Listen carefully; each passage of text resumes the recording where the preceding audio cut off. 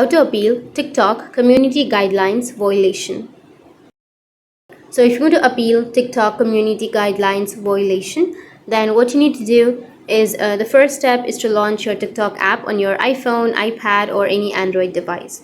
So simply open up your TikTok. After that, tap on your profile, which will be on the bottom right. Once you tap on profile, now tap on the post that violated TikTok's community guidelines. You'll see the specific reason this post was removed.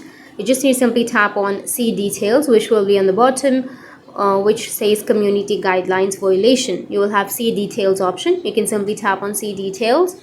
You'll get this kind of interface where you can simply scroll down to the feedback section, and then you can tap disagree, which will be on the bottom.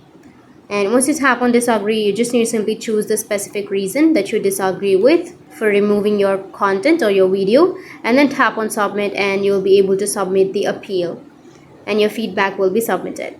The next screen tells you or lets you know that your appeal has been received, and in this way you'll be able to appeal TikTok community guidelines violation. And if you have any questions, feel free to comment below. Thanks for watching.